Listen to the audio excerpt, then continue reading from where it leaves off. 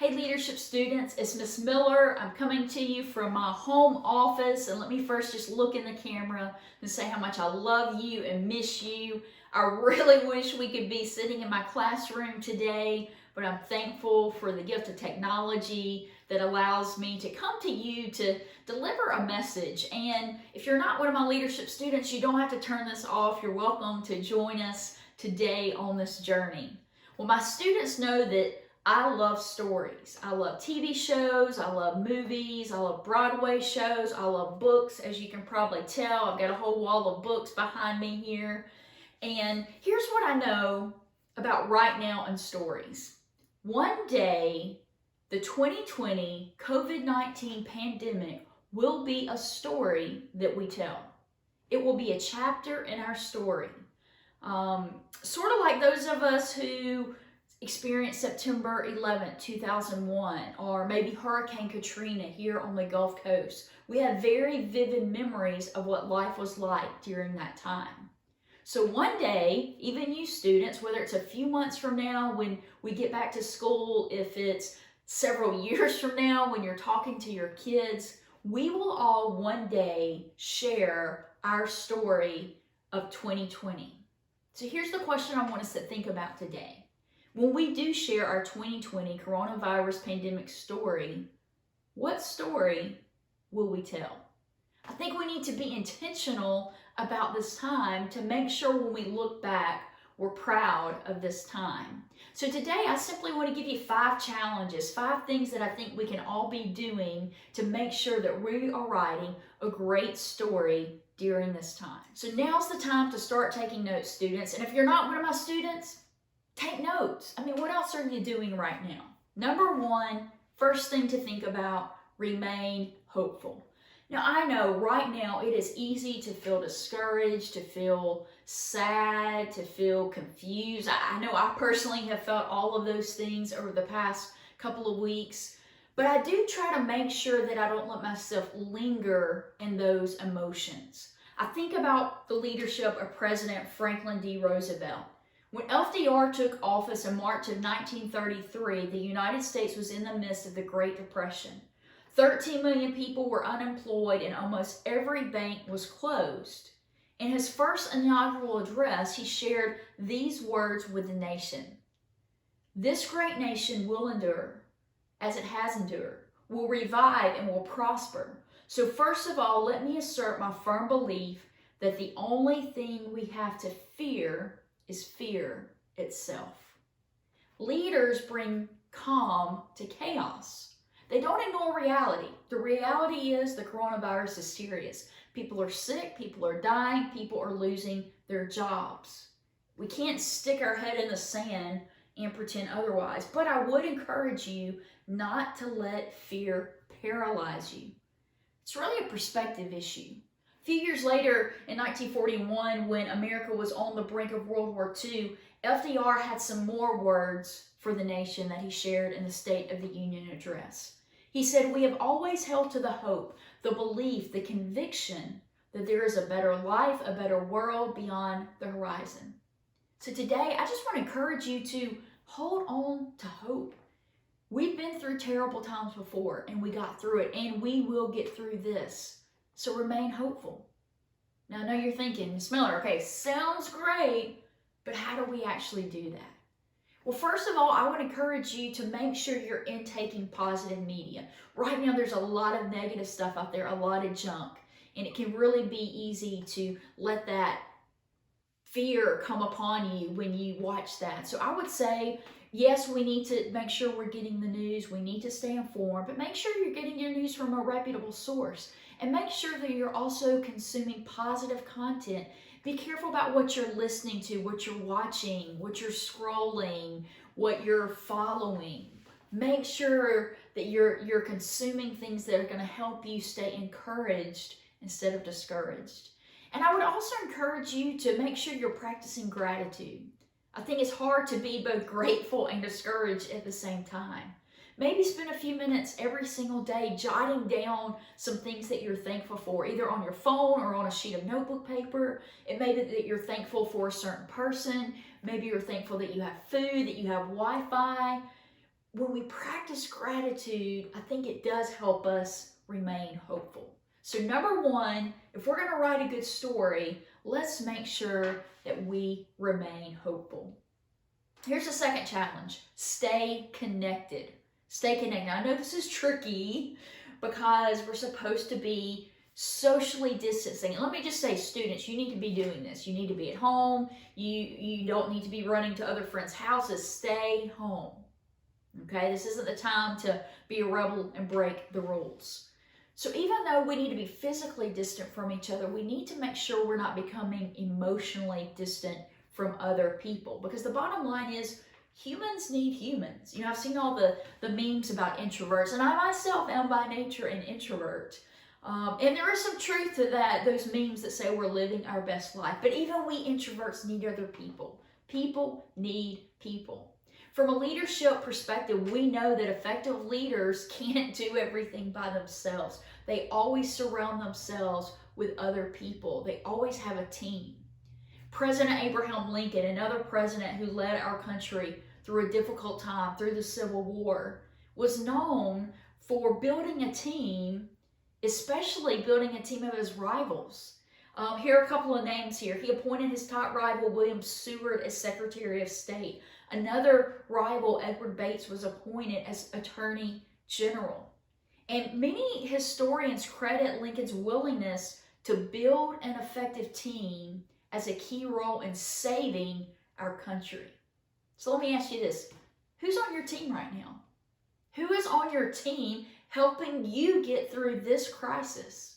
Because we all need people. And it doesn't have to be fancy. You may be limited to who you can physically see, but I challenge you to reach out, make phone calls, send texts, get on Zoom calls. I've been on a lot of Zoom calls lately, but it's a great resource. It's a great tool. Be intentional to reach out to at least one person outside of your household every single day. It's so, so important. And if you feel like, I don't really have a friend to reach out to, be the friend that you wish you had. Be the friend that you would want. You reach out to someone, you send the text, you take the initiative, because we have to stay connected. When we look back at our coronavirus stories, let's make sure we were connected. So number one, remain hopeful. Number two, stay connected. Number three, show kindness. Here's the thing about crisis. Crisis normally brings out either the best of people or the worst of people. And so we need to be intentional to make sure that we are showcasing generosity during this time. We talk a lot in my leadership class about servant leadership, how the leader's purpose is to serve other people. A leader's job is to grow other people. We talk about the generosity factor, about being generous with your time, talent, treasure, and touch. And that's really a core foundation of leadership. Leadership isn't all about me, it's all about others. Really, when you become a leader, you lose the right to just think about yourself. You have to think about other people. And I encourage you during this time to make sure that we're not selfish, that we are thinking about others. Another great historic figure that I love is Harriet Tubman. Maybe you've seen the most recent movie highlighting her life. Harriet Tubman escaped from slavery in 1849. But that wasn't enough for her. She actually made 19 trips back to the South, guiding more than 300 people to freedom via the Underground Railroad. I love how she used her freedom to gain freedom for others. She wasn't just concerned about herself. Even in a difficult time, she found a way to show kindness. And we can too. So first of all, I would say, show kindness in your own home. Start close. Sometimes the people we say we love the most, we sometimes treat the worst. So look for ways to show kindness. Maybe it's doing a chore that someone else would normally do. Maybe it's washing your parents' car. Then be creative in thinking outside of your household. You can't go outside, stay in, but there are still things that you can do. Maybe it's sending a card to a soldier serving overseas. Maybe when you can venture out to get your own garbage can, you can get your neighbor's garbage cans. I think the possibilities are really endless. Let's make sure when we look back on this period of time in our stories that it's not all about us, that we're showing kindness to other people. So number 1, remain hopeful. Number 2, stay connected. Number 3, show kindness. And number 4, create moments. I'm a little worried if we're not careful, we're going to look back and realize that our biggest accomplishment was binge watching Netflix. Nothing wrong with watching TV during this time. I'm thankful for the downtime and a little bit more rest. But let's make sure we're not becoming complete sloths, right? Let's make sure that when we look back at this time, we are also doing some things that we're proud of, that actually accomplish something. And leaders know that activity is not necessarily accomplishment. Sort of like the difference between a rocking horse and a real horse. If you're on a rocking horse, you're moving, but you're not really going anywhere. So let's make sure that when we're doing stuff, we're doing things that actually matter. A guy that I've kind of seen on social media some is Isaac Newton. Do you remember Isaac Newton from your science class? Maybe. He's the guy who, the apple fell on his head, or maybe he watched the apple fall. I'm not a science teacher. I don't really know all the details, but here's what I've learned. Listen to this. In 1665, the bubonic plague closed Cambridge University and forced the 23-year-old Isaac Newton to stay at home at his family's farm. This period in quarantine, sound familiar? Is thought to be some of the most productive years of his life. Now, I'm not saying you have to invent calculus while you're at home during the quarantine, but can we do some things we can look back and be proud of? In leadership, we talk a lot about strategic planning, vision and mission and goals. And I think we do need to be a little strategic during this time to make sure we're not wasting it.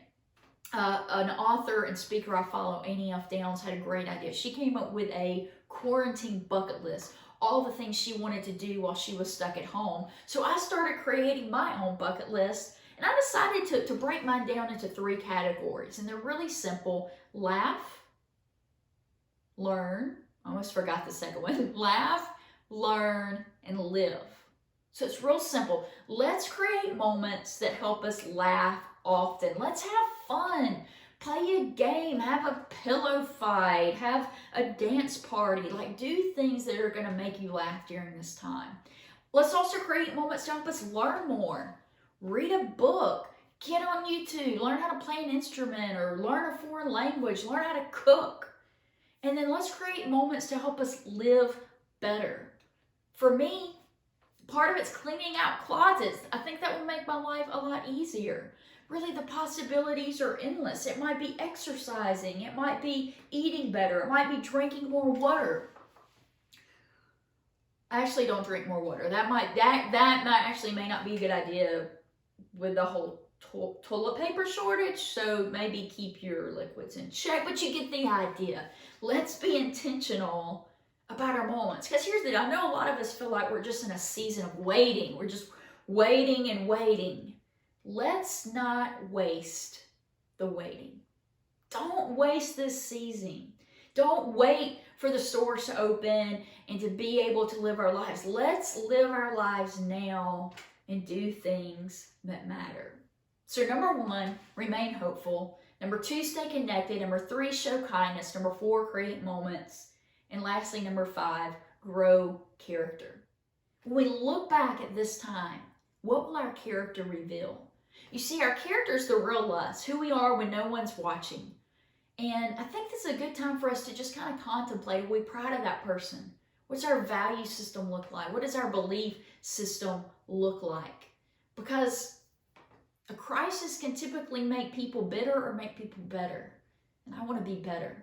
I love the story of Bethany Hamilton. Maybe you've seen her story in the movie Soul Surfer. Bethany was only 13 years old, and she was a rising surfing star when she lost her arm to a 14-foot tiger shark. Now, most people would have called surfing quits, would have spent a lot of time in self-pity and discouragement, but not Bethany. She returned to surfing only 1 month after the shark attack. And she won her first national surfing title only 2 years later. And today she continues to share her message of hope through her foundation. You see, Bethany turned her tragedy into a triumph. And I don't think it was just her surfing ability. I think it was her perseverance, her determination, her grit, her character. So let's make sure that we are growing our character during this time. So, quick recap. Remain hopeful, stay connected, show kindness, create moments, and grow character. The 2020 COVID-19 pandemic is a chapter of our lives. It's a story that we will all tell. Let's make sure that we're writing a great story. To my leadership students, I love you. I miss you. Stay safe. Stay inside. Wash your hands. Thanks for joining.